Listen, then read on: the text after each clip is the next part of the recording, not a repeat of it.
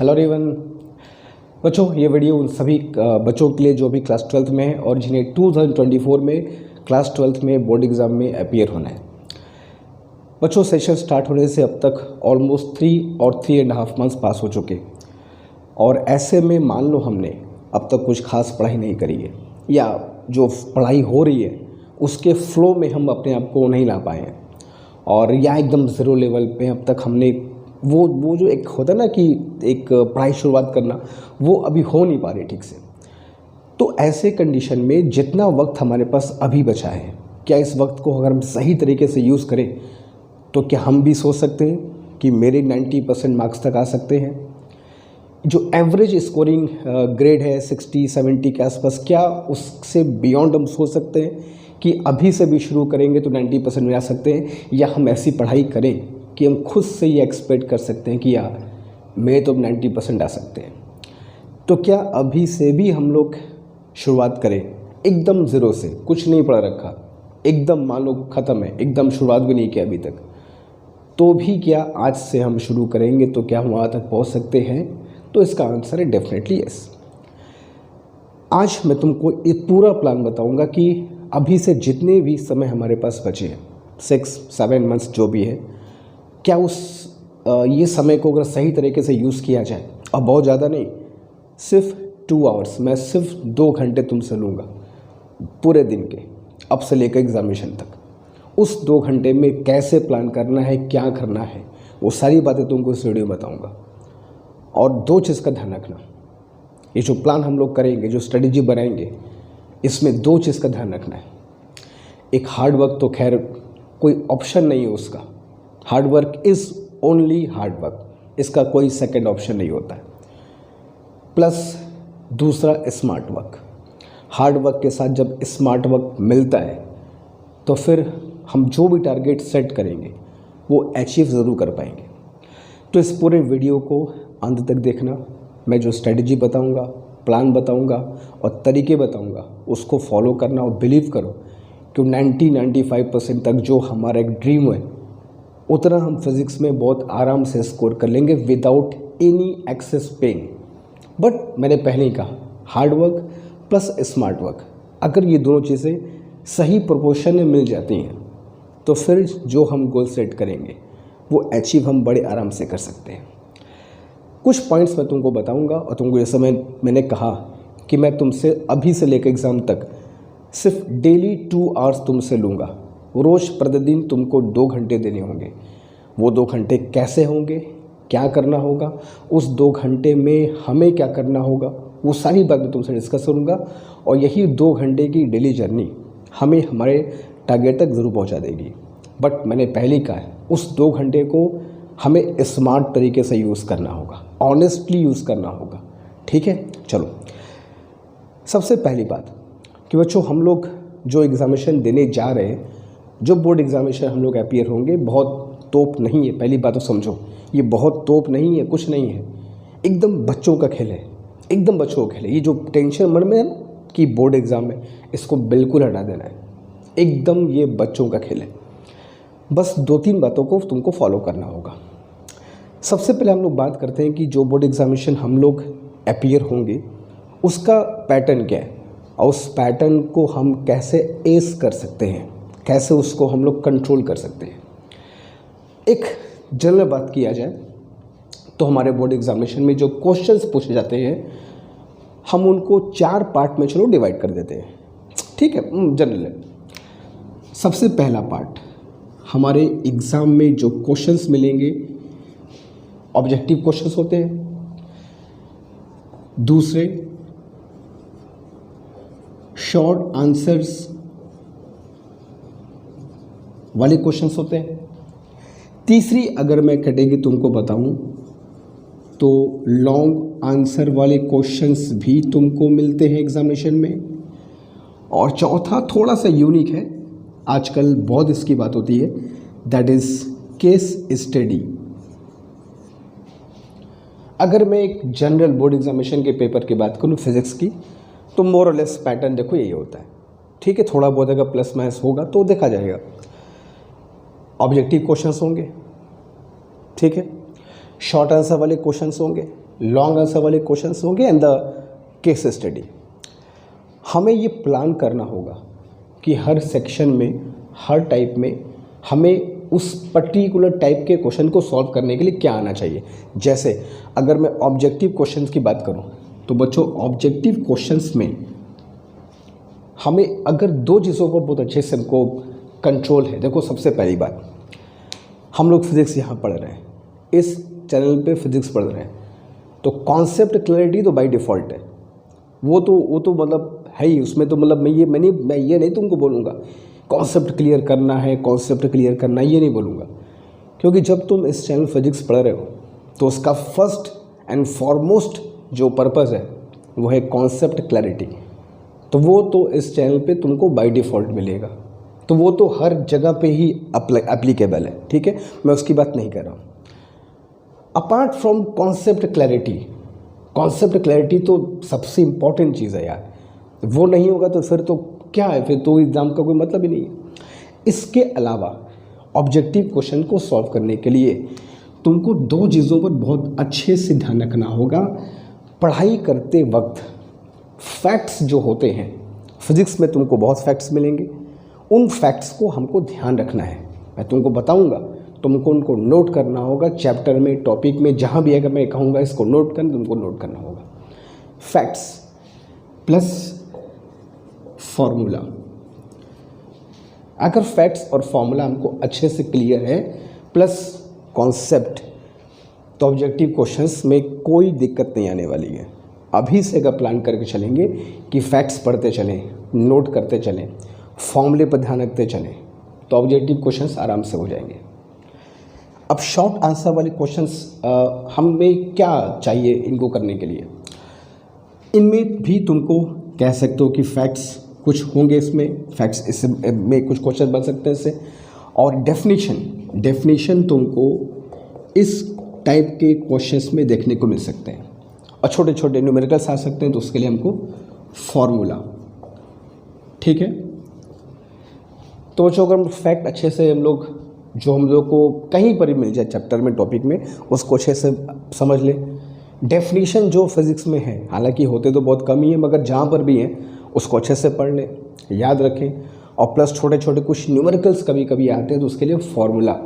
तो ये तीन चीज़ पर अगर कमेंट कर लेंगे, यहाँ देखो फैक्ट्स कॉमन है, फॉर्मूला तुम्हारा कॉमन है, बस तुमको डेफिनेशन मगअप करना है अच्छे से, तो ये चीज़ कर लिया, शॉर्ट क्वेश्चंस तुम्हारे होंगे। मैं सब बताऊंगा, ये सब तुम्हें करवाऊंगा भी, ऐसा नहीं कि सिर्फ बता के छोड़ देना है, तरीका बताऊंगा। जो 2 घंटे बोला हूँ ना कि 2 घंटे चाहिए, उस 2 घंटे में सारा कुछ होगा। ये पूरा दिन तुम्हारा यूज़ नहीं करना है, मैंने पहले ही कहा, hard work plus smart work, तो 2 और जो तुम मुझको दोगे उसी में सब कुछ होगा। लॉन्ग आंसर क्वेश्चन में हम लोग थ्योरी जो भी पढ़ेंगे वो तो हम लोग इस चैनल पे बहुत अच्छे से पढ़ते ही हैं, थ्योरी प्लस डेरिवेशन वाले क्वेश्चन तुम्हें खूब मिलेंगे इसमें, प्लस फिगर बेस्ड क्वेश्चन भी तुमको मिलेंगे। अगर किसी टॉपिक में क्वेश्चन में फिगर है तो फिगर पे ध्यान रखना है हमको, प्लस उसके साथ न्यूमेरिकल्स, यहाँ तुमको न्यूमेरिकल्स भी देखने को मिलेंगे।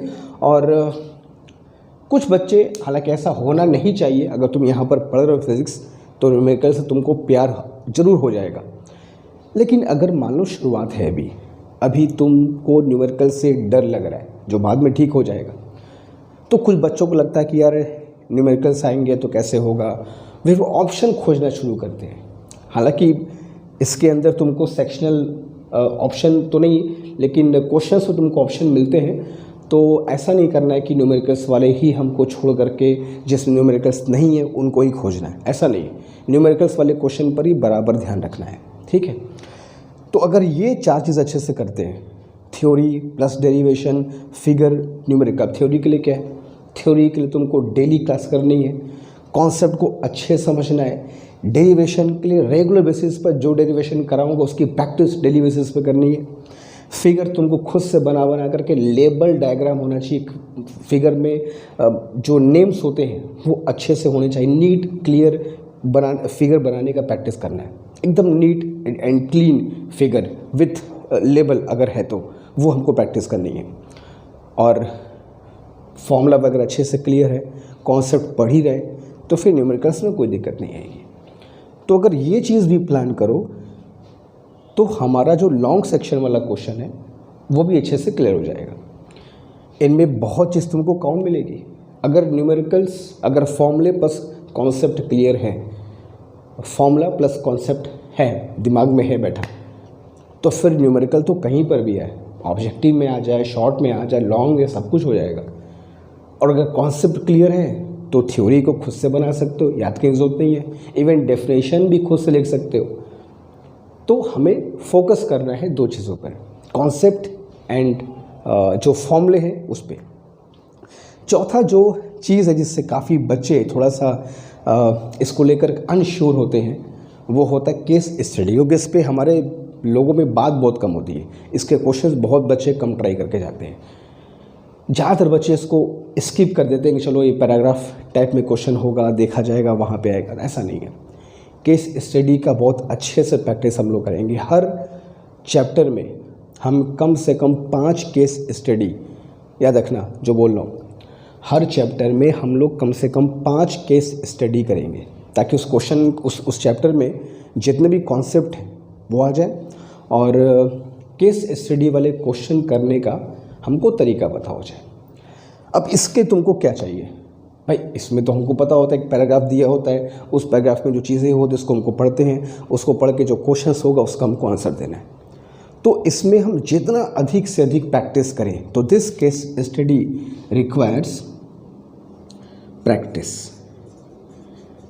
इस टाइप के क्वेश्चंस की तुम जितना अधिक से अधिक प्रैक्टिस करोगे उतना तुमको इस पर कॉन्फिडेंस होगा। तो अगर हम लोग ये थोड़ा सा पैटर्न समझें कि हमें किस टाइप के क्वेश्चन को सॉल्व करने के लिए किस चीज़ की ज़रूरत पड़ेगी, और वहाँ पे हम काम करना शुरू कर दें, तो फिर हमारा जो एक प्रिपरेशन है वो बड़े सटीक तरीके से आगे बढ़ता है।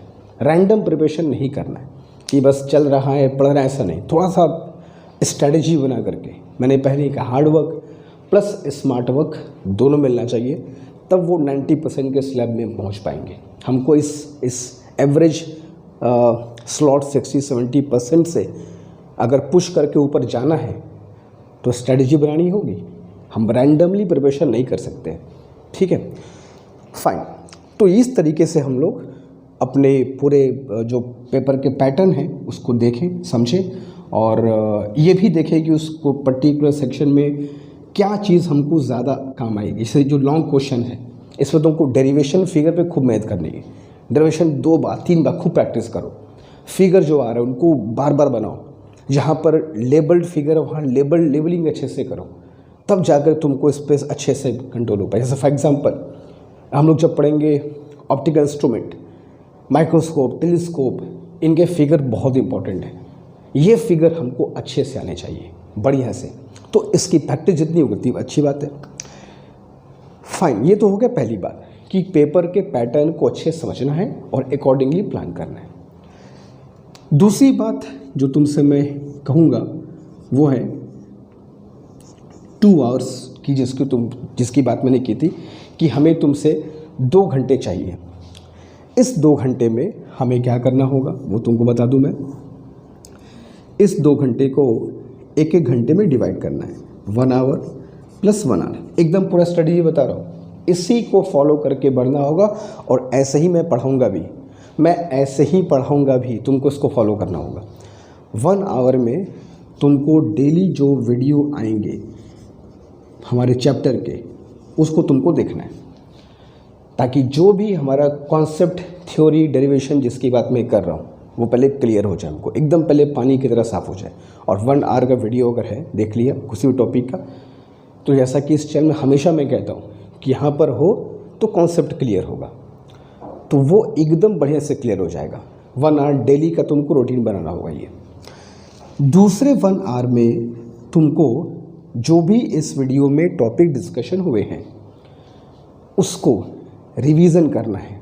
अगर डेरिवेशन है 2-3 बार प्रैक्टिस करनी है, अगर फिगर है प्रैक्टिस करनी है, अगर थ्योरी है उसको समझना है, लिखना है, अगर वो न्यूमेरिकल वाले पार्ट हैं तो उसके बेस पर क्वेश्चन प्रैक्टिस करना है। अगर नहीं भी करना है तो उन्हीं क्वेश्चन को फिर रिपीट करके लगाना है। फॉर्मूला ऐसे ही याद होगा। तो ये 1 आवर में तुमको इस लेक्चर को रिवीजन करना है, नोट्स बनाना है, अच्छे से प्रिपेयर करना है। बस ये 2 घंटे हमें चाहिए। हो सकता है कभी तुमको न्यूमेरिकल वाले टॉपिक वीडियो हो तो तुम्हें करना है कि उस 1 घंटे में उस टॉपिक पर क्वेश्चन सॉल्व करने हैं, न्यूमेरिकल्स करने हैं। कभी हो सकता है कि इस 1 आवर मैंने तुमको टॉपिक डेरिवेशन बताए, डेरिवेशन प्रैक्टिस करने हैं। तो जो भी यहाँ पर तुमको पढ़ाया जाएगा उसको अगले 1 आवर में कभी भी सुबह वीडियो देखा, शाम को रिवाइज़ कर लिया, शाम को देखा, सुबह क्वेश्चन कर लिया। बस 2 घंटे, बस यही 2 घंटे चाहिए। और वो 90% का जो टारगेट है वो दूर नहीं है। मैं ये तुमको लास्ट में करके दिखाऊंगा। जो बच्चे इस चीज़ को फॉलो करेंगे, जुड़ेंगे, उनको करके दिखाऊंगा 90% कितना ईजी वे में आ सकता है अगर स्मार्ट तरीके से काम करते हैं तो। तीसरी चीज़,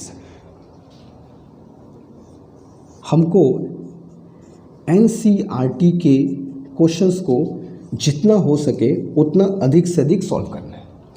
हम जितने भी अपने एक्सरसाइज में क्वेश्चंस हैं, अगर हम उन क्वेश्चंस के चलो मत पूरा लगाते हैं, अगर हम 70-75% क्वेश्चन भी अपनी NCERT बुक के लगा लेते हैं, ऑब्जेक्टिव है, न्यूमेरिकल है, कॉन्सेप्चुअल है, कुछ भी जो भी क्वेश्चंस है एक्सरसाइज के, अगर वो हम लोग 70-75% भी लगा लेते हैं NCERT के, मैं खुद तुमको लगवाऊंगा, हर एक एक्सरसाइज को सॉल्व करवाऊंगा मैं। ऐसा नहीं है कि तुमको करने को दूंगा, जो करने को दूंगा वो करना होगा, ये सॉल्व भी होगा।